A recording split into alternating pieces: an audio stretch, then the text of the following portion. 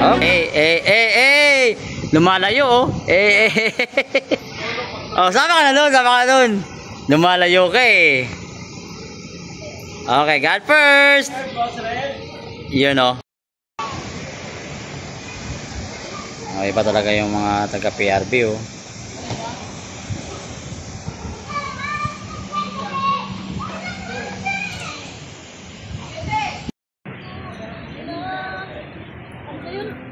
Tuloy mo naman eh. Hindi ko alam lyrics eh. Tama yan, nag-i-enjoy. Oo. Kaya ganyan kayayabong mga halaman natin kasi kinakantahan nila at sinasayawan nila. Kaya pala. Alright mga kaibigan, magandang hapon po sa inyong lahat. At nandito po tayo ngayon sa Manila Zoo again. At samahan natin ngayon si Miss Ivy ng ating PRB dahil nga may mga natumbang puno raw rito at naghahakot sila. Boss, saan si Ma'am Ivy? Oh, pugi. Akala ko sila makikita ko. Mga boss pala to eh. Mga boss, kamusta kayo? You know, parang hindi kayo napapagod ah. Tama lang. Tama lang. Boss, saan si Miss Ivy? Sa loob. Sa loob, sabi naghahakot daw ng mga naputol na puno. Sanga. Sana. Nakakot na yata yun. Nakakot na? Oo, hakot na yun. Oo, kayo naghakot? Kayo ba naghakot? Ibang grupo. Pagbagsak, hinakot na rin nila kayo. Oo, ano yung sanga ng Nara? Malaki yung mga sanga ng halo-halo eh. Mga tag dito. Iba. Kailan nyo kagabi lang nangyari? Matagal na? Yan na. Hinakot na, okay. So mga kaibigan, i-update ko lang yung itsura po ng Manila Zoo ngayon dahil babalik na si Haring Araw. Pero mamaya mawawala naman si Haring Araw. Uulan na naman. Huwag gano'n. So mga kaibigan, ito po yung update natin ngayon sa Manila Zoo. At ayun, pinapagana na po ngayon yung beautiful fountain dito. Ayan. So may mga gumagala-gala na ngayon dito sa Manila Zoo na ganitong oras. Yung mga pamilya na pumupunta rito. So kasunod, ikutin na natin itong Manila Zoo. Ayan, ang pagbabalik. Kasi marami pang mangyayari sa Manila Zoo, abangan nyo. Ayun, so pinapagana na po yung fountain dito. So ayan, pinapakita ko sa inyo yung sitwasyon dito ngayon.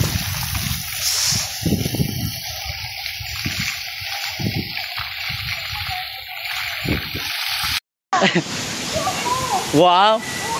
Miss Ivy, kamusta naman yung butas-butas moment? Anong meron? Malalim ba? Malalim. Mga kaibigan, kasama ko po ang isa sa mga pinaka-antigo. Oh, antigo na si Miss Ivy. Miss Ivy, how are you? Wow. Actually mga kaibigan, wala nang bagyo pero nakabutas pa rin siya. Oo, kasi diretso pa kami sa ano. Di ba sabi mo kanina marami naglaglagan ng mga sanga rito? So it needs ba na kailangan magkaroon pa ng document o request from DNR? Hindi naman ano kasi nga tawag nito. Maliit lang. Branches lang naman. Okay. Pag medyo puno na talaga. Yun na yung kailangan i-request. Okay. Saka wala naman kami pinutol. Actually, kinuha lang yung mga sanga-sanga. Okay, I see. So, at least nagtitrim kayo ngayon. Kasi hindi kami nagtitrimming. Kinukuha lang yung mga nalaglag. Okay. Pero, do you have any plans na i-trim? Kasi ito, delikado din kasi yung mga sanga eh. Yung request niya, meron na tayong request niya sa DNR. Okay. Actually, hinintay na lang natin kasi syempre yung mga puno na yan, mga ano talaga yan, kailangan natin ingatan. Hindi pwedeng putulan na putol. Hindi pwede. So, DNR ang magde-decide kung dapat na bang putulan yung mga branches or... So, matagal ba kami siya mag-request? Matagal din. Hindi naman, mabilis naman ng DNR eh. Basta na-assess nila. Mabilis lang naman silang umaksyon. Okay. So, ayun mga kaibigan, nakita nyo. Puspusan po sila naglilinis. Ayan. Hi! Ayan, gagambalain ko lang po kanilang mga trabaho. Ay! Magtrabaho ka na! Ba't ganun? Nagtatrabaho pero may fan. Ay, okay. Sorry, di ko alam eh. Wala ka sa amin kasi sa farm namin walang ganyan. Sabi ko kay Miss Ivy, may baha ba, friend? Wala naman baha eh. Yung pala, nagkukuskus pala siya. Ready po. Ano kami? Ready kaming lumusong kasi sa sa Lagoon. Kaya, So, kahit nandyan yung tiger, lulusong ka? ay, wow. Oh, Huwag naman ganun. akala ko kasi, ganun kasi yun. Huwag naman ganun. Huwag naman ganun. Pagka lang, umulan umaraw dapat. Kahit, Oo, tama. yun mamaya, di ba, nag-iis na. Oo, babalik na naman. May malalaglag na naman, babalik ka na naman ulit. Isang pasada na naman ulit. Oh. So, parang napapansin ko lang yung mga taga-PRB, no, taga Manila Zoo. Parang ang lulusog ngayon. Ah, Oo.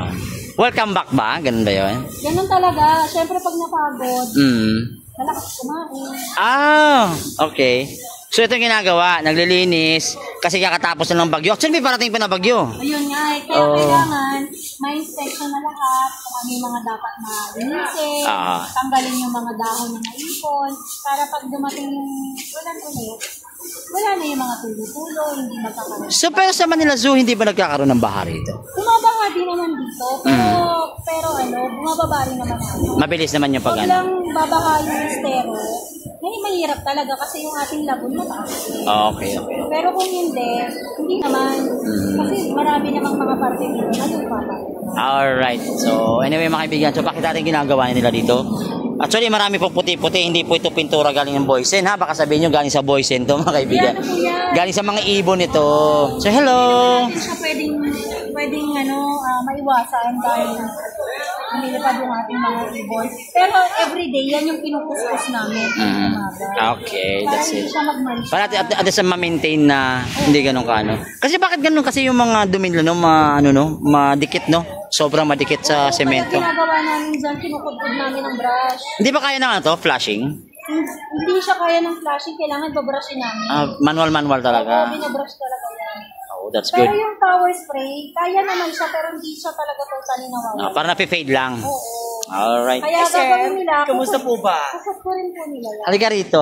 Yes po. Ang bongga mo. Ang bongga mo. Kamusta ka naman? Kamusta ka? Okay naman po, sir. Parang hindi ka pawis ha? Hindi po, ganun po talaga trabaho lang po. Oy, ingat ha. Thank you po, sir. Bakbakan. Okay mga kaibigan. So ito, ginagawa nila. So kasi dito, yung mga dito nahuhulog, pinababayaan na lang to.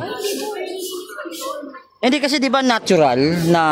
Kung halimbawa pong mga dahon, okay lang. Wag lang yung mga sanga. Yung mga sanga kailangan po tatanggalin. Oh, I Kasi see. yung mga dahon na yan, good as fertilizer na rin po yan dyan. Pero hindi pwedeng mapuno. Kailangan hanggang kayang walisin pa. Okay. So, speaking of kamusta pala yung mga animals natin dito? Okay naman po. Maayos naman.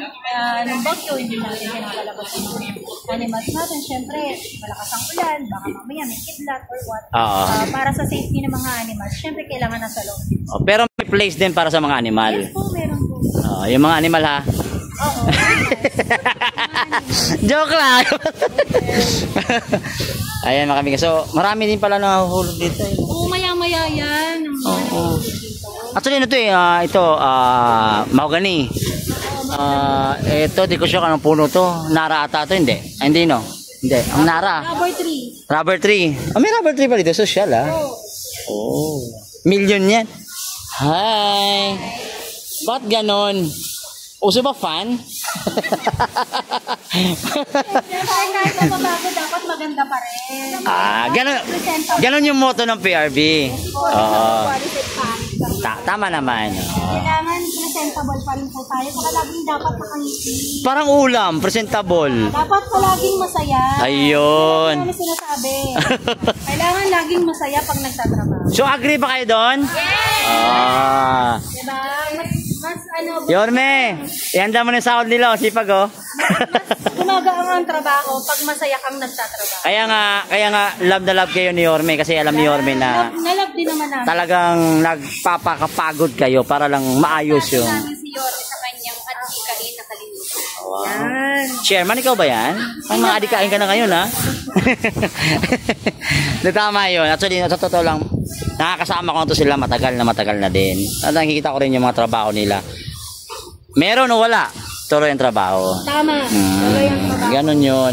May delayed mo hindi, tuloy ang trabaho. Sayang, wala yung foreigner namin saka. May foreigner kayong kasama? May bago kayong recruit? Frank? Iba talaga kayo. Talaga nang-re-recruit tayo ngayon, ha? Ito mo naman, iniinitan niya, napapagod pero nakangiti lahat. Naiinita, napapagod, nakangiti. Yes. Dapat pala sa inyo pala, doon kayo sa highway, dapat mag-MTPB na lang kayo. Ay, No? diba? So, geto, kakalinis ninyo o meron ulit? Yan, diba kakawalit lang? Meron ulit, babalikan ulit nila yan. Lilinisin ulit. So, balik-balik. Oo, paano lang, tuloy-tuloy lang. Tama naman. O, tama naman. Tuloy lang. Actually, pangatlo na nilang ikot yan dito sa area na to eh. Don't tell me, di ka na mag-work sa office, sa labas ka lahat. Araw-araw. Masarap naman talagang magano dito kasi alam mo yun yung parang nasa city ka pero para ka nasa probinsya. Tsaka tahimik rito. Nakakawala ng stress pag nandito ka with the nature, the mga animals. Saan pa? Tsaka halata naman kasi sa'yo na hindi ka stress eh. Oo, halata naman eh. Tingnan mo si Sir. Sir, kamusta ka, Sir? Oo, ganda lang ngiti, no? Oo, sabi sa'yo dito, habang nagtatrabaho dapat. Sir, nasubukan mo ba maglinis ng buhaya? Sir, nandun ang buhaya sa tabi? Sir, O talaga? ano kami, nag-operation, pag nag-operation yung puno, nagpuputol. Nag-ano kayo sa lo? Pero ba delikado? Mag-ingat din kayo, ha? Mga bagsak. Ingat din kayo dun, ha? Siyempre, may mga ano dun. Ayan, nakabigyan. So, pabalik-balik ng trabaho nila. Dapat meron kayong ang tawag dito, yung parang vacuum na lang. Meron kami ng tuwing umaga. Meron dito bina-vacuum yan. Anong tawag nila doon? Yung gano'n natin? Yung floor polisher. Yun. Meron kami yung floor polisher na ginagamit. So, ginagamit nyo rin dito yan? Oo, dito. Yan. Sasabunan yan, ito floor polisher tuwing umaga. Tapos, babanlawan ng tubig. Sa pagbabalik ni Yorme Isko at kasama si Vice at Chelsea, kamusta naman yung kaluwagan dito sa PRD? Okay kami lahat dito, masaya kami kasi si Yorme nandito na. Matik na. Supportado namin sila ni Vice. Parang ang ganda ng ngiti nyo ngayon, napansin ko eh. Iba yung ngiti nyo eh. Siyempre. Oo. Masarap magtrabaho. Para iba yung ngiti nyo ngayon kasi nung dati. Joke lang. Ayoko mag-comment. Actually, yung dati kasi, alam ko dati kasi okay naman. Alam nyo nakasama ko naman kayo doon that time eh. Pero mas iba talaga ang ngiti nyo ngayon. Siyempre. Ganun talaga. Basta kami magtatrabaho kami, mamahalin namin. Yes, siyempre sa pangunguna ni Director Pio Morabe. Actually, pansin ko si Director nung wala siya dito, di ba, nawala siya. Palaging masakit ang tuhod noon. Ngayon, hindi ko na naririnig. Parang 30 years old na ulit. Bumalik na yung kapangyarihan niya. Ibig sabihin, naiwan yung kaluluwa niya rito. Mahal niya talaga ang PRD. Yun yung totoo. Mahal talaga ni Director ang PRD. Kaya nga sa sunod, kung pwede kong ma-interview yung mga hayop, baka natuwa sila eh. Ang pagbabalik ni Director Pio eh. So anyway, itong kaibigan ko. Mahal mo ang trabaho mo. Yes. Ito naman, taga-hila at saka taga-pulot. Kamusta ka naman, my friend? My friend, ubusin mo naman ito, my friend. Nakakaya naman sa'yo.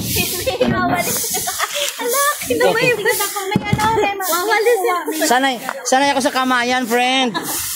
Totoo lang. Totoo lang, malaking bagay din itong ginagawa nila. Sa totoo lang, ha. Kung hindi mo to araw-arawin, sigurado kakapal yung dahon dito. Hindi siya pwedeng araw-arawin. Bakit? Umaga, isa ulit sa bandang mga alas 10, alas 9, alas 10. After lunch, isa ulit pasada. Hapon, bago umuwi, isa ulit pasada. Lahat yan, ikutin mo yan. So, gabi lang yung kulang? Meron tayo sa gabi. Naka-duty tayo sa gabi, yun ang nagkukolekta ng mga basura. Ay, wala na. Si Miss Ivy niya talaga ang panalo dito. Hindi pwedeng isang beses mo lang ito papasadahan. Kailangan talagang Oo. So anyway, Kaya mga yan, walang yan. Update ko lang pala din about dyan sa Outdoor Reptiles Museum. So, how is it? Kamusta palang? Outdoor reptiles? Anong balita dyan? Yung museum natin na yan, nagagamit natin yan every Thursday at saka Wednesday. Pag nagpupunta dito ang City Library, meron silang puppet show. Dyan? Yes po. Anong oras yun? Maghapon po yun. Hindi ko alam yun Meron po dyan, ginagawa po. Ngayon po, parang inaayos pa po nila yung mga details para makabalik po sila dyan for the puppet show. At saka, meron sila yung mga... Pero yung museum, actually, working na ba? O... Working naman po siya, pero wala naman po kasi naman. Okay, wala pa. Wala pa. So, ginagamit namin talaga siya for the kids para makapag-puppet show. Pag may mga events dito, ginagawa. Pero heads up. Maputol ka ta dyan. May pinag-uusapan din kami last time ni Ma'am Ivy about sa Manila. So I hope na yung pinag-uusapan natin gagawin yung balang araw ng ating mahal na Yorme, no? Ay, okay. Oo, yung ideas na yun. So I hope ma-push din ni director yun. Actually magandang idea din yun. So abangan na lang natin. Isa ako sa magiging star dito. Kami naman, linis na naman. Yes. Trabaho ng mga tao natin yan. Tsaka Habang bumabagyo. parang umaaliwalas yung Manila. O dahil sa pag-uulan, nagkaroon ng pagkakataon ng mga halaman na uminom ng maraming tubig. Nung panahon ng tag-init, kulang tayo sa tubig. Actually, nahirapan din tayo nun dahil mahina ang pressure ng tubig. Ito na yung chance nila para... Yes. Ano, But I'm hoping no na yung bagyo huwag na masyadong mag-focus. Opo, mahirap din po kasi pag bumabagyo, kawawa din yung ating mga puno, yung ating mga maliliit na halaman. Hindi tayo makapag-propagate po ng mas maraming halaman. Yes, speaking of propagate, kamusta pala yung papadami ng mga halaman? Kasi alam ko kailangan ng PDO yun eh. Yes po. Ongoing po ang propagation natin doon sa ating Propa Area 1 and 2. Nagtatanim po sila doon ng mga halaman. And so far, maayos naman. Yes, in partnership of Director Mark Delfin ng PDO. Yes po. Dito po, sa hindi po nakakaalam, yung mga halaman na yan, na nakakita nyo po, especially sa mga islands, galing po sa PRB. Sila po yung propagate noon para mas mapadami pa. So, ayun mga kaibigan, ito po yung update natin dito po sa Manila Zoo. At timing din sa pagdaan ko, nag-iikot ako sa labas. Marites ako sa labas eh. No, kaya nadadaanan ko si Miss Ivy dito. At si Director, alam ko maraming ginagawa ngayon. At busy. Hindi niya naintindihan yung edad niya. Nakalimutan niya ng edad niya. Hindi inintindi yung edad pala. Opo. Nakalimutan niya na yung bata pa pala siya. Director Pio, shout out sa iyo. Ayan mga kaibigan, ito po yung itsura. Sobrang sipag na director. Hindi ata kumakain yun eh. Opo, basta magtrabaho po siya. Wag naman ganun. Kumain din naman. Ito naman talaga. So naalala ko way before, no, marami pala nagdo-donate dito ng pagkain ng mga animals. So kamusta naman pala ngayon yung mga donations sa mga pagkain, mga vaccines ng mga animals? Kamusta naman? Hindi ako ganun ka-updated dahil. Kasi may mga doctors tayo na naka-assign doon. Wala yung namamahala doon. Kasi okay naman po yung ating mga doctors headed by Doc Pat. Yes. Yung namamahala sa... Anyway, thankful din tayo kay ex-director Roland Marino. Thankful din tayo dahil pag-aalaga dito sa Manila Zoo. Pero sa ngayon, mas marami pang mangyayari sa Manila Zoo. So anyway, mga kaibigan, magandang afternoon po at mahanging tanghali sa inyong lahat. Mahangin dito? Yes, saka sa mga nagagandahan at gagwapuhang taga PRB. Ayan. Walang mga kain pero may naka-lipstick, importante. Yun pa rin yun. So anyway, mga kaibigan, magandang hapon pa, ingat po tayo.